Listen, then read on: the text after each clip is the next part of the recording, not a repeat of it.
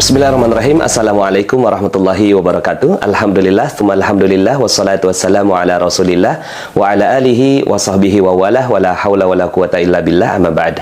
Alhamdulillah, senang sekali bisa bertemu kembali di channel YouTube Magnet Rezeki. Saya doakan Anda semua mendapatkan keberkahan, kemuliaan, kejayaan, ketinggian dari Allah Subhanahu wa Ta'ala, sehingga Anda semakin dekat dengan cita-cita Anda, harapan Anda, hajat-hajat Anda, dan juga semakin dekat dengan Allah Subhanahu wa Ta'ala. Amin ya rabbal alamin.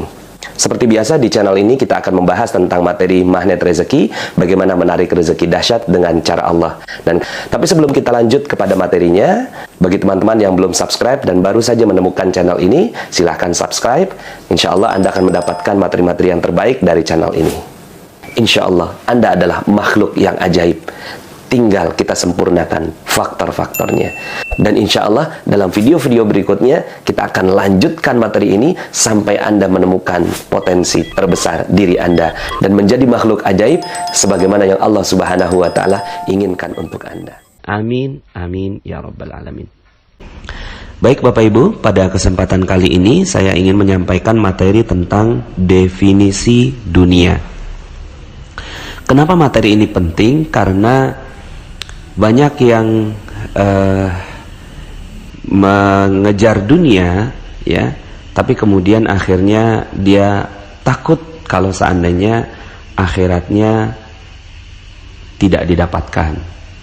Akhirnya apa yang terjadi, ya, ketika dia pergi ke tempat-tempat kerja, dia diminta untuk mencapai target, kemudian bekerja keras, mengejar dunia, mengejar gaji, mengejar komisi, dan mengejar hal-hal yang nyaman dalam kehidupan dunia.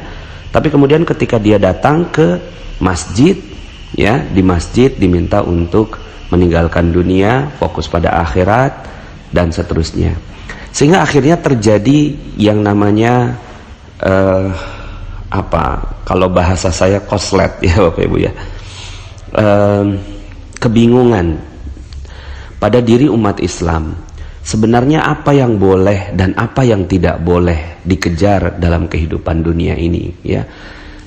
Seperti misalnya saya mengkhususkan diri membahas tentang materi magnet rezeki, dan magnet rezeki ini memang saya memotivasi para pembaca saya, ya, atau pendengar saya untuk juga mengejar kehidupan dunia. Tapi kemudian akhirnya ada yang juga mengatakan, kok Pak Nas ngajakin orang ke dunia sih, apa nggak takut nanti di akhirat nanti ditanya oleh Allah Subhanahu wa Ta'ala, begitu, ya. Terus kemudian banyak orang yang mau kaya tapi takut nanti kalau di akhirat kekayaannya malah membuat dia terlambat untuk masuk ke dalam surga Allah Subhanahu wa Ta'ala. Dan banyak sekali dalil-dalil yang menyebutkan tentang hinanya dunia. Seperti misalnya ad-dunya sijnul mu'min wa jannatul kafir. Dunia itu adalah penjara bagi orang mukmin dan surga bagi orang kafir, gitu, ya. Kemudian ada dalil yang lainnya, demi zat yang menguasai diriku, sesungguhnya dunia itu lebih hina bagi Allah daripada kambing ini bagi pemiliknya. Seandainya dunia itu seimbang di sisi Allah dengan sayap seekor nyamuk, niscaya Allah tidak akan memberikan minum kepada orang kafir dari dunia walaupun seteguk air. Begitu. Ada dalil yang lainnya, barang siapa mencintai dunianya, niscaya ia akan membahayakan akhiratnya. Dan barang siapa yang mencintai akhiratnya, niscaya ia akan membahayakan dunianya. Maka utamakanlah apa yang kekal daripada apa yang binasa, begitu. Kemudian ada hadis yang lainnya, ya, yang ini diriwayatkan oleh Abu Dunya dan Al-Baihaqi, hubbud dunya ra'su kullu khati'ah. Cinta dunia adalah pangkal dari setiap kesalahan. Nah, bahasan-bahasan seperti ini, dalil-dalil yang seperti ini yang akhirnya membuat banyak sekali umat Islam yang takut mengejar dunia, gitu, ya. Bagaimana tidak? Ya, hukumannya besar sekali di sisi Allah Subhanahu wa Ta'ala. Ayatnya di dalam Al-Quran itu banyak sekali, ya. Dunia mata, ya. Dunia ini adalah perhiasan, permainan, ya, dan seterusnya. Sehingga akhirnya ketika diajak, ya, untuk mengejar dunia, akhirnya banyak sekali yang mengalami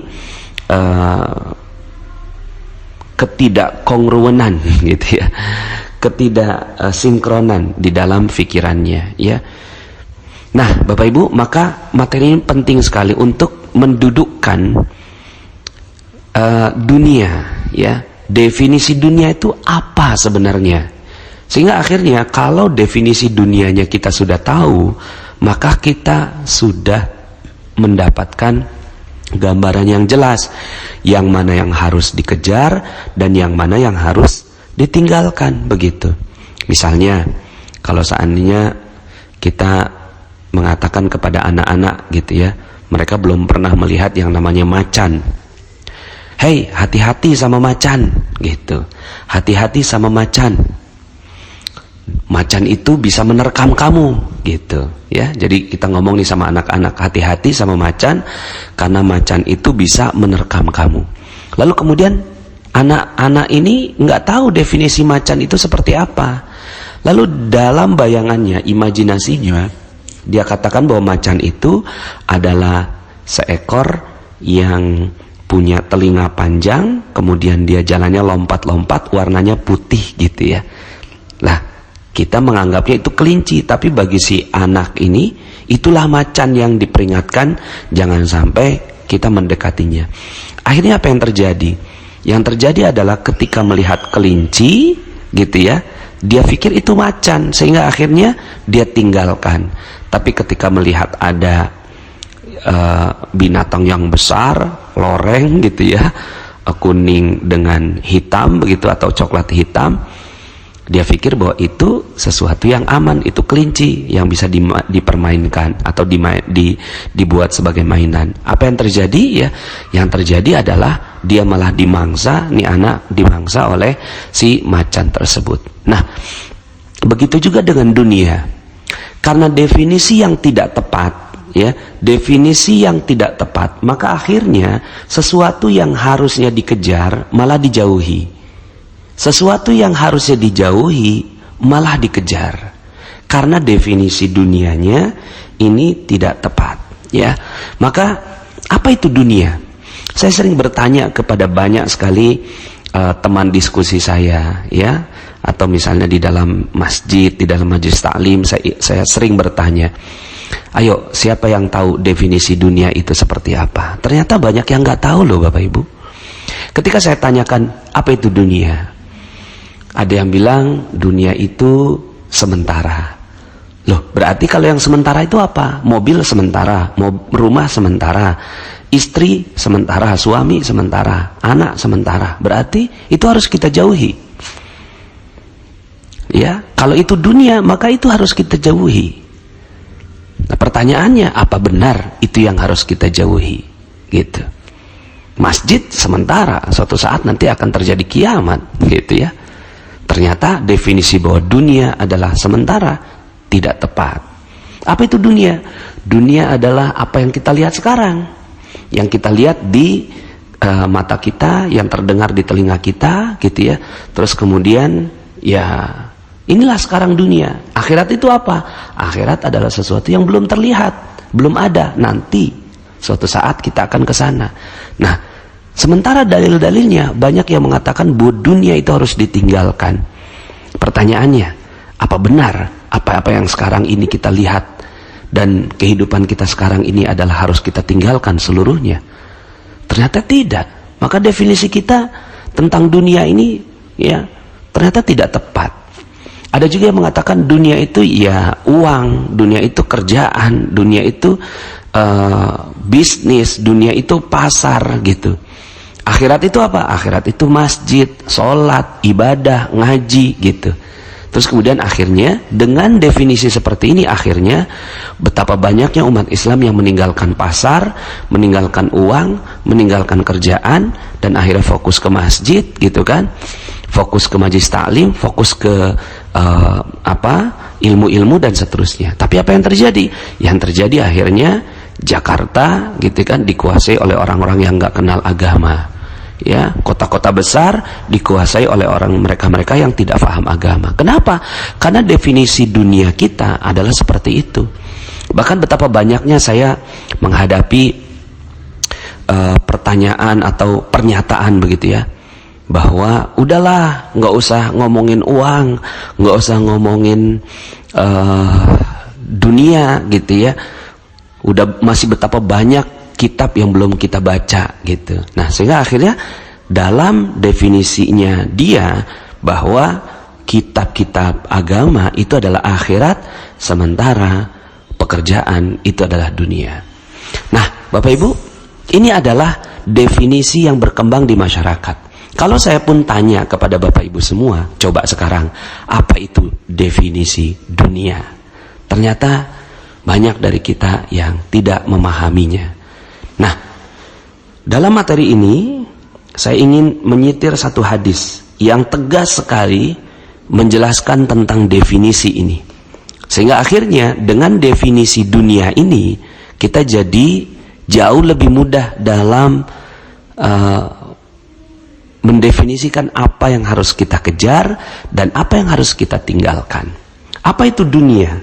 Dalam sebuah hadis Rasulullah SAW bersabda, "Ad-dunya mal'unah, mal'unun ma fiha illa ma kana lillahi minha." Dunia itu semuanya terkutuk, ya. Jadi dunia itu terkutuk.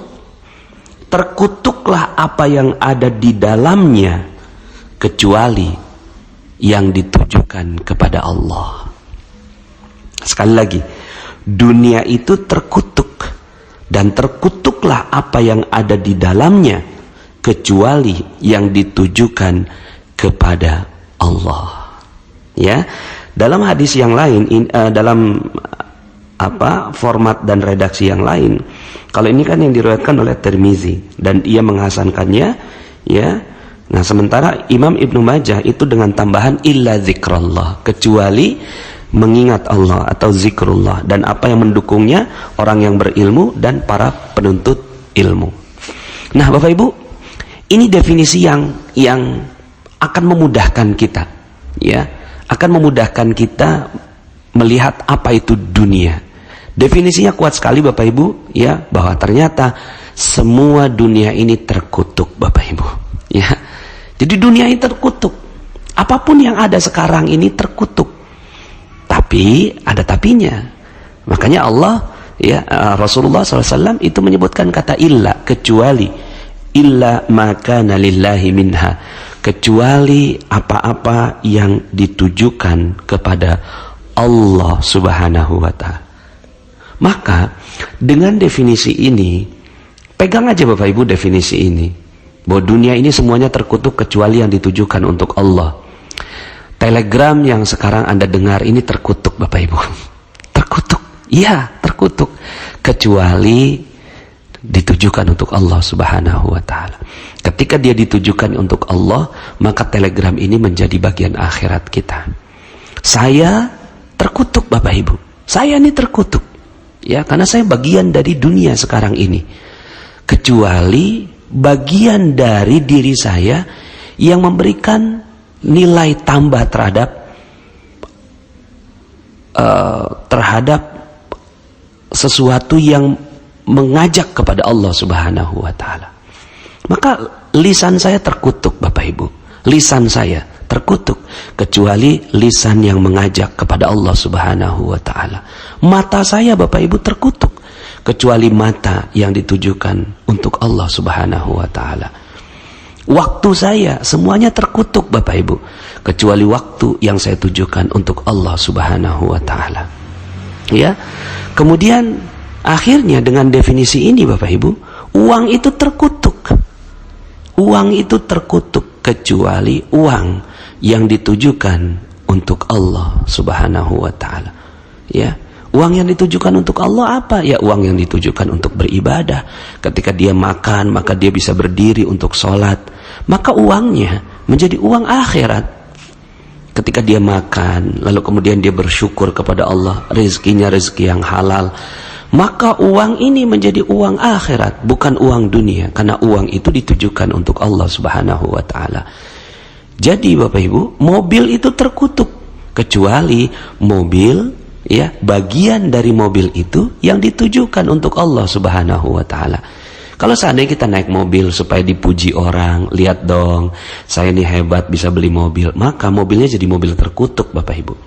Tapi ketika alhamdulillah ya Allah, terima kasih Engkau telah memberikan kepadaku sebuah kendaraan, maka jadikan kendaraan ini memudahkan aku untuk beribadah kepada Engkau, memberikan kebahagiaan untuk istri, memberikan kebahagiaan untuk anak, dan kemudian bisa beramal soleh, bisa menuntut ilmu, ya, bisa pergi ke tempat-tempat ibadah dan seterusnya. Maka mobilnya bisa menjadi mobil akhirat. Sebagaimana sendalnya Bilal bin Rabah, seluruh sendal itu terkutuk. Tapi kenapa kok sendal Bilal itu masuk ke dalam surga? Ya, suatu ketika Rasulullah SAW itu mengatakan bahwa sendalnya Bilal sudah di surga, terompahnya Bilal di surga. Ya, kenapa demikian? Karena terompahnya Bilal ditujukan untuk beribadah kepada Allah Subhanahu wa taala. Nah, maka Bapak Ibu, kelihatannya amalnya amal dunia. Kerja itu dunia kelihatannya Bapak Ibu. Ya, dunia kelihatannya. Tapi kalau pekerjaannya ini ditujukan untuk Allah Subhanahu wa taala, maka pekerjaannya menjadi pekerjaan akhirat. Ya. Kemudian uang kita terima, kelihatannya dunia, tapi dia kalau ditujukan untuk Allah Subhanahu wa taala menjadi uang akhirat. Rumah itu dunia, tapi ketika dia ditujukan untuk Allah Subhanahu wa taala yang di dalamnya agar tertegak nilai-nilai Allah, maka rumahnya menjadi rumah akhirat. Ya. Nah, maka Bapak Ibu, dengan definisi ini akhirnya kita tahu apa yang harus kita tinggalkan.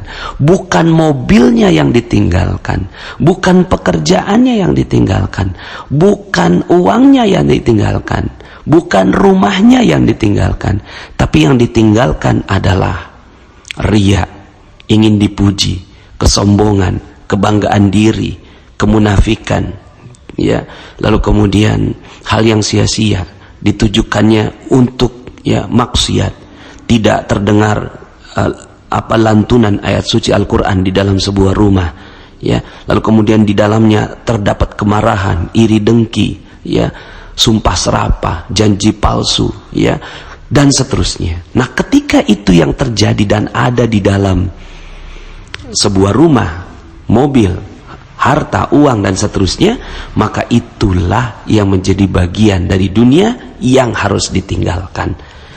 Lalu apa yang harus dikejar? Yang harus dikejar adalah yang ditujukan kepada Allah Subhanahu wa ta'ala.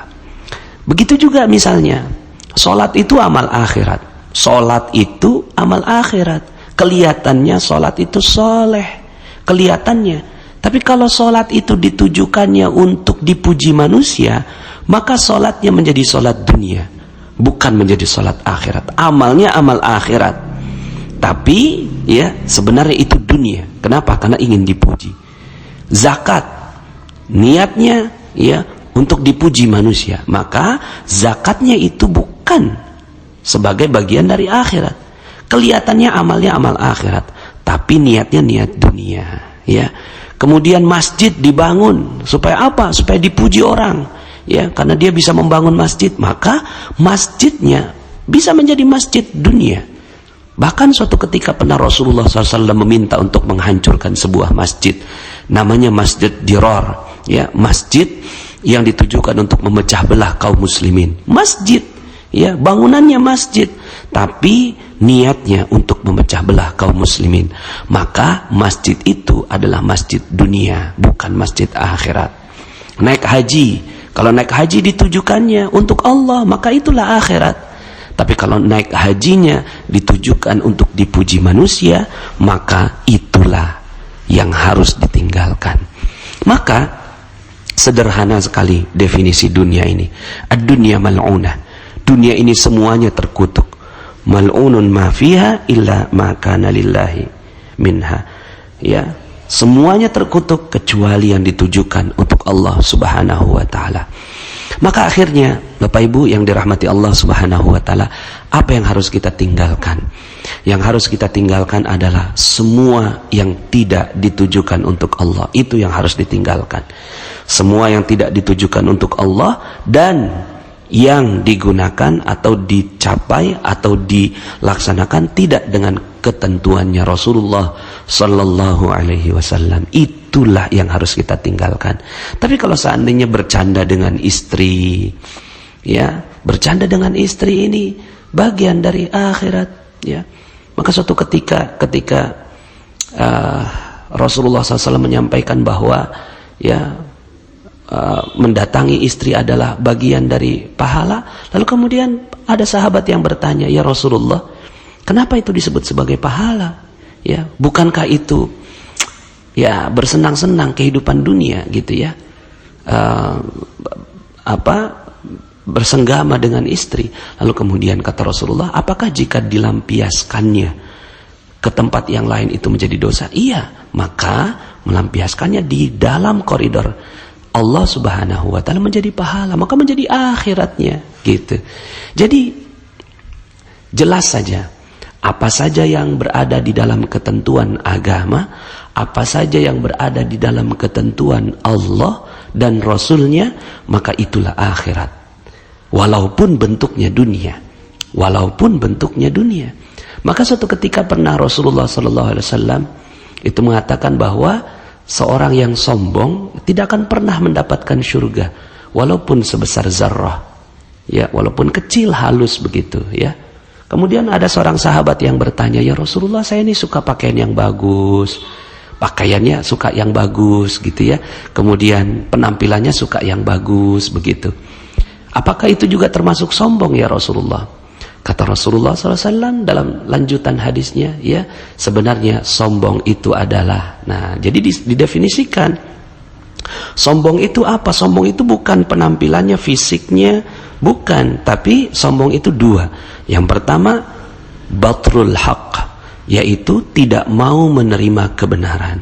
Ini adalah kesombongan, batrul haq. Walaupun kebenaran itu disampaikan oleh anak kecil, hamba sahaya, orang yang tidak berharga, maka jika itu kebenaran, kalau dia tidak mau terima, maka itulah kesombongan, dan itulah dunia.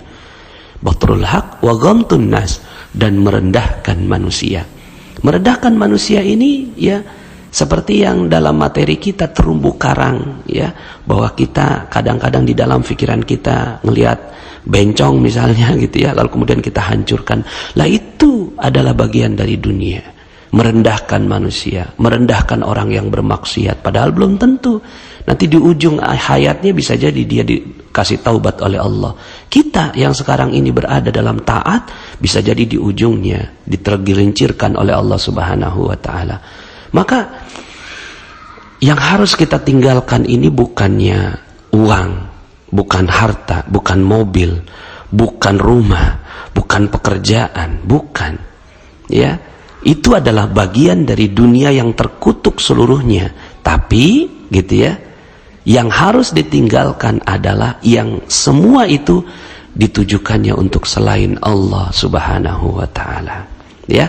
Maka dari sekarang jelas Bapak Ibu, boleh nggak kita punya uang penghasilan 5 miliar per bulan? Boleh sekali, ya. 5 miliar per bulan boleh sekali, asalkan, ya, 5 miliarnya ini ditujukan untuk Allah Subhanahu wa Ta'ala. Tentunya ditujukan untuk Allah ini bukan berarti 100% disedekahkan, tidak. Itu tingkatan tertinggi, yaitu Abu Bakar Siddiq radhiyallahu an. Ada yang 50%, seperti Umar bin Khattab radhiyallahu an. Nah, yang diminta oleh Allah Subhanahu wa Ta'ala 2,5%, itu yang wajib, ya. Tergantung dengan beberapa jenis zakatnya, ya. Minimal banget 2,5% dikeluarkan, dan itu betul-betul dikeluarkan untuk perjuangan Allah Subhanahu wa Ta'ala. Selebihnya digunakannya untuk koridor Islam, memberikan pakaian yang baik buat istri, ya. Bahkan dalam sebuah hadis Rasulullah SAW itu mengatakan 1 dinar, 1 dirham yang diberikan kepada istri, ya, itu jauh lebih baik daripada 1 dinar, 1 dirham yang diberikan kepada fakir miskin. Begitu Bapak Ibu, ya. Sehingga akhirnya apa-apa yang kita tujukan, pakaian istri agar dia menutup auratnya, sendalnya supaya dia bisa berjalan dengan baik ke majelis ta'lim, anak-anak kita diberikan pendidikan yang baik, begitu ya. Makan kita dimulai dengan basmalah, diakhiri dengan alhamdulillah, maka makanan kita menjadi makanan akhirat, begitu. Walaupun nantinya sebagian menjadi kotoran, gitu ya, tapi itu sudah menjadi bagian dari akhirat karena ditujukannya untuk Allah, ya. Maka jelas saja Bapak Ibu bahwa apapun semua tercela kecuali yang ditujukan untuk Allah, ya. Jadi jangan sampai akhirnya kita merasa bahwa pekerjaan ini hina, yang mulia itu adalah di masjid, padahal di masjid supaya dipuji orang, tetap aja di masjid akhirnya, ya. Kalau dia dipuji orang, itulah masjid dunia, sholatnya untuk sholat dunia, gitu ya. Jadi jelas saja Bapak Ibu, mungkin kalau seandainya Bapak Ibu membaca buku saya, di buku itu ya ada di positive motivation, bab keempat yang termasuk dunia adalah negative motivation, -1, -2, -3 sampai -8. Inilah dunia. Jadi dunia adalah ya segala motif-motif yang ditujukan bukan untuk Allah. Sementara yang akhirat adalah yang positive motivation, +1, +2, +3 sampai +8. Ini adalah motif-motif akhirat. Maka Bapak Ibu, yuk sama-sama kita berfastabiqul khairat. Kita berlomba-lomba dalam kehidupan dunia, ya. Berlomba-lomba dalam kehidupan dunia. Berlomba-lomba apa? Berlomba-lomba untuk bahagiakan dan muliakan orang lain dengan semata-mata untuk ya dipuji oleh Allah Subhanahu wa taala. Enggak perlu pujian manusia. Kita perlunya pujian Allah, ya. Kemudian kita berfastabiqul khairat untuk apa? Kita berlomba-lomba untuk mengisi kehidupan dunia ini. Yuk sama-sama kita berbisnis, gitu ya. Kita berusaha, kita bekerja, tapi semuanya dengan rezeki yang halal, dengan koridor-koridor yang halal, koridor-koridor yang diizinkan oleh Allah Subhanahu wa taala, koridor-koridor yang ditujukan untuk Allah Subhanahu wa taala. Kalau sudah seperti ini, maka dunia Anda bisa menjadi dunia, bisa menjadi akhirat Anda, ya. Dunia yang secara fisik ini, ya, itu insya Allah bisa ketemu lagi di akhirat, ya. Rumahnya nanti bisa ketemu lagi, walaupun rumah yang sekarang tipe 120 misalnya, ya, atau tipe 36 gitu, ya. Nanti di akhirat ya ketemu lagi, cuma Masya Allah, ya, itu cuma jadi, ya, cuma jadi debu gitu, ya, di surga, karena bangunan yang Allah berikan di surga itu jauh-jauh lebih mulia dibandingkan dengan rumah yang sekarang kita tempati. Mobil kita insya Allah nyampe ke akhirat, gitu ya, nyampe, cuma nanti jadi museum aja Bapak Ibu, ya.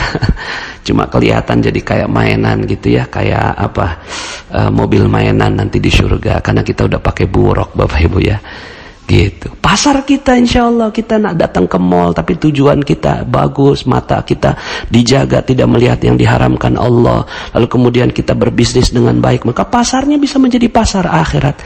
Cuma nanti itu jadi cuma pasar-pasaran kayak kartu monopoli gitu Bapak Ibu, ya, karena di sana pasarnya surga ini Masya Allah indah luar biasa. Jadi Bapak Ibu, yuk sama-sama kita berlomba. Saya berlomba dengan Bapak Ibu semua. Berlomba untuk apa? Berlomba untuk memurnikan segala yang kita lakukan di dunia ini hanya untuk Allah. Karena kalau tidak seperti itu, maka itulah dunia. Itulah dunia yang dikutuk oleh Allah Subhanahu wa taala. Jadi jelas Bapak Ibu, apa itu definisi dunia? Definisi dunia adalah semua yang ada di dunia ini terkutuk kecuali yang ditujukan untuk Allah, yang dicapai dengan cara Allah. Itulah yang bisa selamat Bapak Ibu, ya. Sekali lagi, dunia ini semua terkutuk, telegram ini terkutuk, masjid ini terkutuk Bapak Ibu, rumah terkutuk, ya. Kemudian masjid terkutuk, maksud saya dalam tanda petik Bapak Ibu, ya, kalau masjidnya tidak ditujukan untuk Allah Subhanahu wa taala, ya. Bukan berarti ya masjid itu terkutuk, tidak. Kalau masjidnya itu ditujukan untuk Allah, dan rata-rata memang masjid ditujukannya untuk Allah, ya. Cuma ada sedikit saja, ya, seperti masjid Dirar yang dihancurkan oleh Rasulullah sallallahu alaihi wasallam. Nah, ini yang menjadi masjid yang dikutuk oleh Allah Subhanahu wa taala. Nah, kebanyakan ya pasar lebih banyak terkutuknya begitu. Karena lebih banyak iblisnya, lebih banyak syaitannya, lebih banyak godaannya. Disitulah ujian kita. Tapi kalau di masjid cenderungnya gitu ya, cenderungnya ini jauh lebih banyak malaikatnya dibandingkan dengan di pasar. Tapi yuk sama-sama ya, yang harus kita tinggalkan apa? Niat-niat yang tidak baik dan cara-cara yang tidak sesuai dengan caranya Rasulullah SAW. Itulah dunia. Demikian Bapak Ibu, mudah-mudahan kita bisa jauh lebih clear lagi apa yang harus kita kejar ya. Jadi duit nggak apa-apa Bapak Ibu dikejar, asalkan duitnya ditujukannya untuk Allah, dengan cara Allah, dimakan dengan cara yang halal, ya, diberikan ke tempat-tempat yang halal, begitu Bapak Ibu ya. Itu adalah bagian dari agama juga. Jadi ya, agama bukannya nggak ngomongin uang, agama bicarakan uang, tapi uang yang akhirnya masuk dalam koridor agama. Terima kasih, mohon maaf atas segala kekurangan. Insya Allah Anda adalah makhluk yang ajaib, tinggal kita sempurnakan faktor-faktornya. Dan insya Allah dalam video-video berikutnya kita akan lanjutkan materi ini sampai Anda menemukan potensi terbesar diri Anda dan menjadi makhluk ajaib sebagaimana yang Allah Subhanahu wa Ta'ala inginkan untuk Anda. Saya Nasrullah, sampai jumpa. Assalamualaikum warahmatullahi wabarakatuh.